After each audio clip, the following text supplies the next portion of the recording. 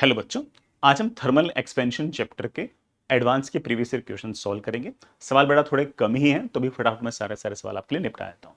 कोई सवाल अगर मेरे से मिस हो गया तो प्लीज लेट मी नो, बेटा उसको सोल्यूशन भी अपन बना देंगे। एंड बाकी बेटा जो चैप्टर्स हैं उनकी वीडियो सॉल्यूशंस भी आपको इसी वीडियो की प्लेलिस्ट के अंदर आपको मिल जाएंगे।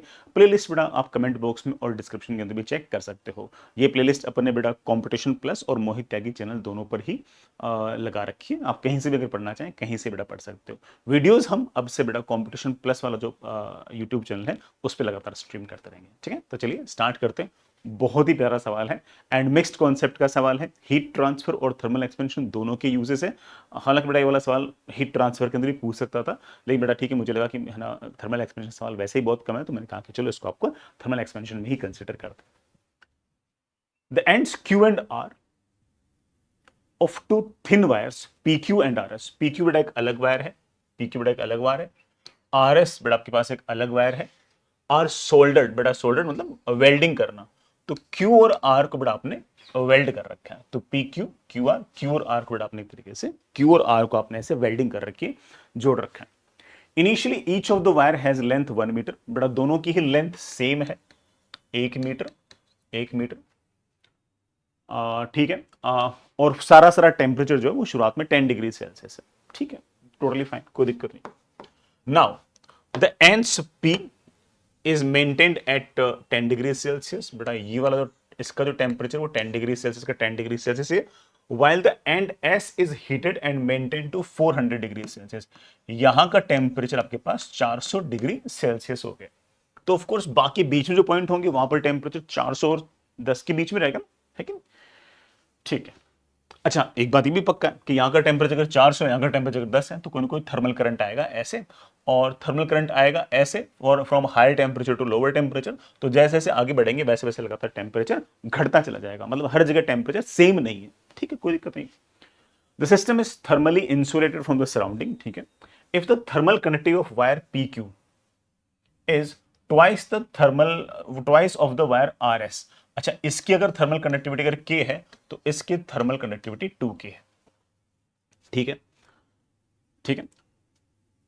And the coefficient of linear expansion of PQ जो है उसका कोफिशिएंट ऑफ लीनियर एक्सपेंशन भी मुझे दे रखा है 1.2 इंटू 10⁻⁻⁵ पर केल्विन। कोई दिक्कत नहीं है।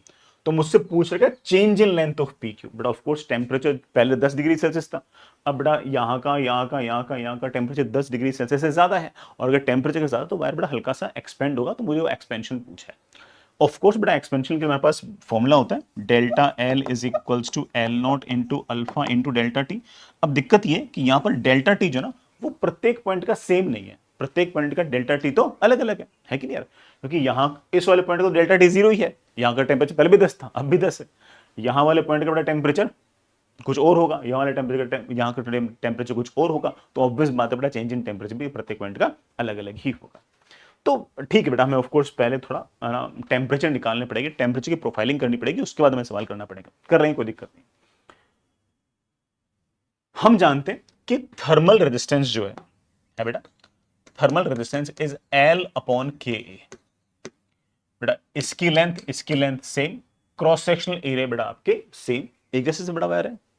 तो मैं बड़े आराम से कह सकता हूं कि थर्मल कंडक्टिविटी अगर 1:2 के रेशियो में है, तो थर्मल रेजिस्टिविटी जो होगी बेटा वो ऑफ कोर्स बेटा 2:1 के रेशियो में होगी। तो अगर इसका थर्मल रेजिस्टेंस अगर R है तो इसका थर्मल रेजिस्टेंस आपके पास 2R है। तो चलेगा?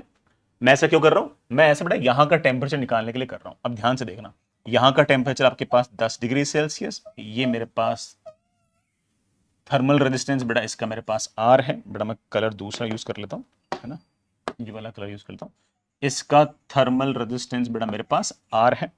आगे वाला जो बड़ा वायर है ना, कौन सा आपके पास QS वाला जो वायर है, उसका थर्मल रेजिस्टेंस बेटा आपके पास 2R है। यहां का टेम्परेचर बेटा आपके पास 400 है। काश मैं यहां का टेम्परेचर बता पाऊं, बता देंगे, बड़े आराम से बता देंगे, कोई दिक्कत ही नहीं। थर्मल करंट आएगा ऐसे, थर्मल करंट आएगा ऐसे। यहां से यहां तक अगर मैं थर्मल करंट लिखना चाहूं तो बड़े आराम से लिखता हूं 400 माइनस T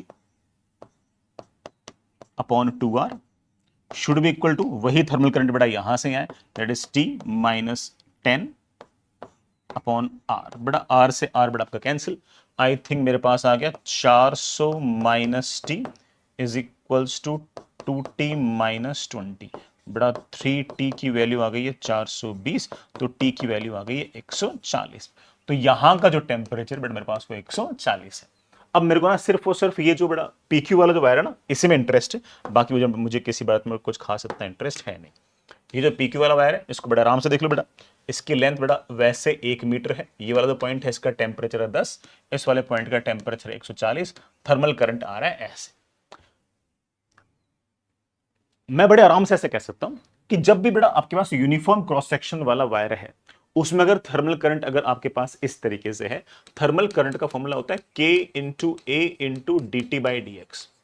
हालांकि एक माइनस साइन भी होता है, बट मैग्नीट्यूड वाइज अगर देखें तो ऐसा पूरे तार में थर्मल करंट फिक्स है, K की वैल्यू फिक्स है, क्रॉस सेक्शनल एरिया भी फिक्स है, इसका dt अपॉन dx भी फिक्स है। और dt अपॉन dx फिक्स है, इस बात का मतलब यह है कि हर बराबर बराबर लेंथ में बराबर बराबर टेम्परेचर डिक्रीज होगा। समझ रहे हो? तो इसका मतलब यहां से लेकर यहां तक टेम्परेचर घटा है 130, 1 मीटर में घटा है 130, तो यहां से x डिस्टेंस दूर इस पॉइंट पर टेम्परेचर कितना घट जाएगा, कितना कम हो जाएगा? तो आप बोलोगे सर 130 बटे 1 into x, isn't it? 1 metre पर अगर 130 डिग्री सेल्सियस टेम्परेचर घटा है तो x डिस्टेंस पे कितना घटेगा? कितना घट जाएगा? अच्छा ठीक है, घट जाएगा कितने से? तो यहां का टेम्परेचर 140 और यहां का टेम्परेचर बड़ा मेरे पास जाएगा ऑफ कोर्स 140 माइनस बड़ा 130 इंटू एक्स। कोई दिक्कत तो नहीं है। यहां का टेम्परेचर 140 है, यहां का टेम्परेचर 110 है, यहां से यहां बेटा हर बराबर बराबर लेंथ में बराबर बराबर टेम्परेचर घट रहा है। तो यहां से अगर 1 मीटर में 130 घटा है तो यहां से एक एक्स डिस्टेंस में कितना घटेगा? 130 बटे 1 इंटू एक्स, 140 तो यहां पर था ही, यहां से तक कितना हो गया टेम्परेचर? 140 माइनस बटा 130 अपॉन एक्स, इतना कम होना चाहिए। यहां का टेम्परेचर बेटा मेरे पास ये आ गया। यहां का टेम्परेचर पहले कितना था बेटा? यहां का टेम्परेचर पहले था 10, अब है इतना, तो इसका टेम्परेचर कुल मिलाकर कितना इंक्रीज हुआ है? हीट आने के कारण पहले टेम्परेचर 10 था, अब करंट आने के कारण यहां का टेम्परेचर इतना हो गया, तो डेल्टा टी कितना हो गया? डेल्टा टी हो गया बेटा 140 minus 130 upon x minus 10। I think बेटा that comes out be 130 minus 130 into x, बेटा सॉरी एक्स ऊपर है, ये ले बेटा ये डेल्टा टी।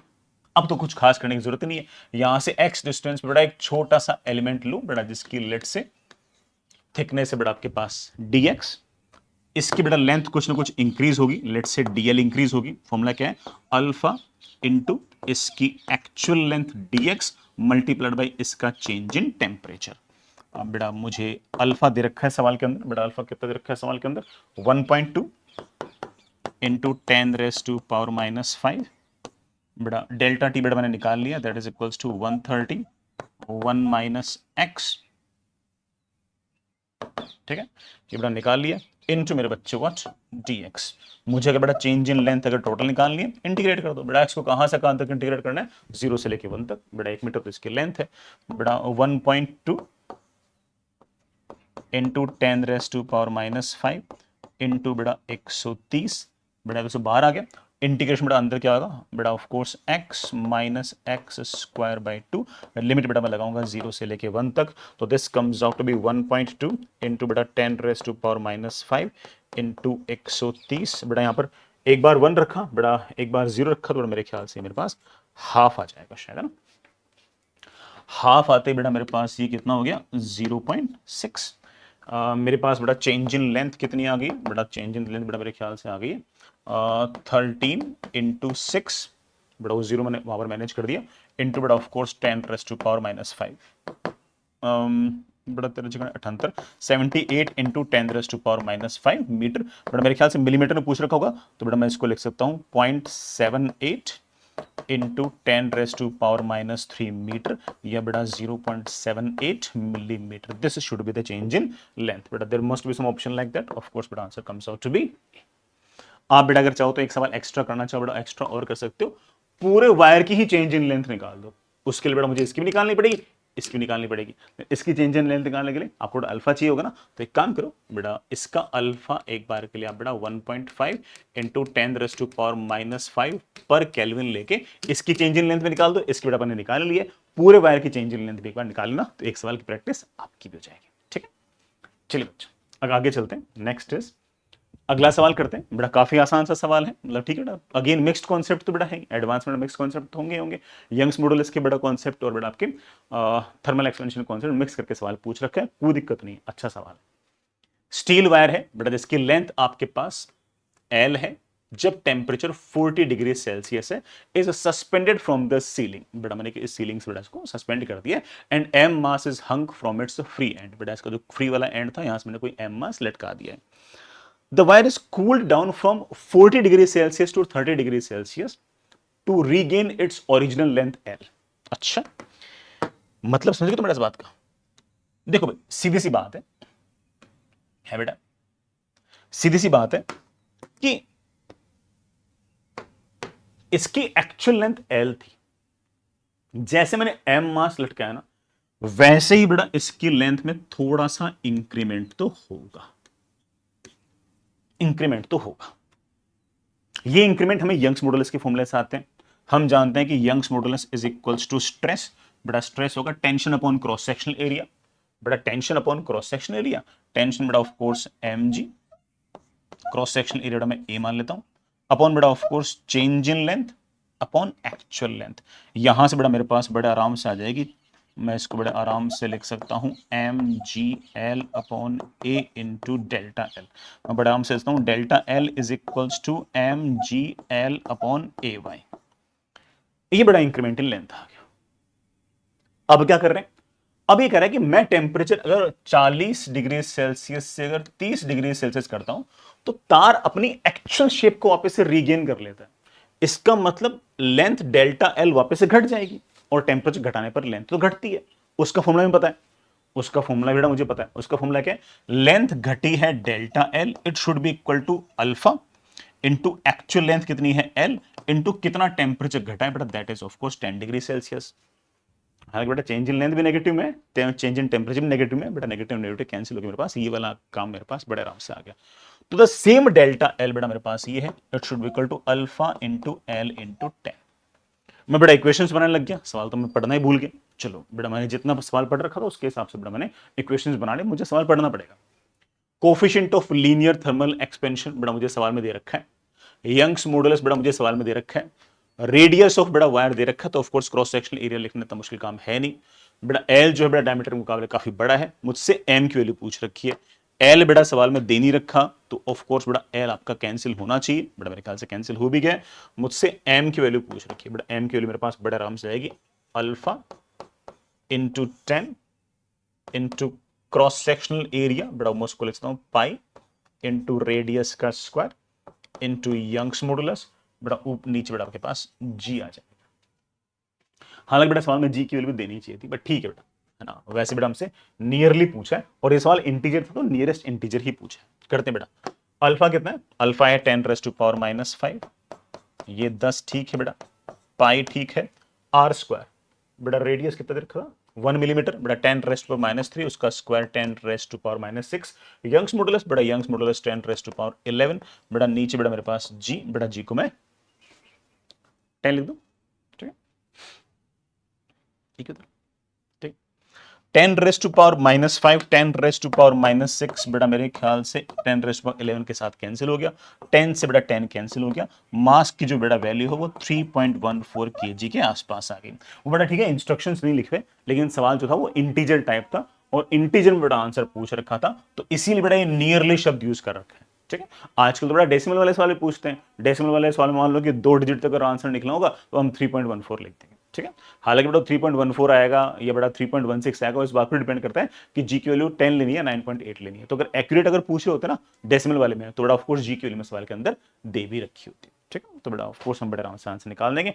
ऑब्वियस बात बेटा, एनटीए ने क्या आंसर दिया होगा, एनटीए ने बेटा इसका आंसर 3 दिया होगा। आई रियली होप बेटा समझ गए होंगे। ये बेटा मेरे पास 2 ही सवाल थे थर्मल एक्सपेंशन के, मेरे से बड़ा कोई सवाल मिस हुआ है तो प्लीज लेट मी नो, मैं उसका बड़ा वीडियो सोल्यूशन भी आपके लिए बना दूंगा। आप आराम से बड़ा इन सारे सॉल्यूशंस को यूज कीजिए, एंड प्लेलिस्ट के थ्रू बड़ा लगातार आप पढ़ाई करते रहेगा। किसी भी चीज की जरूरत हो please let me know. All the best, bye.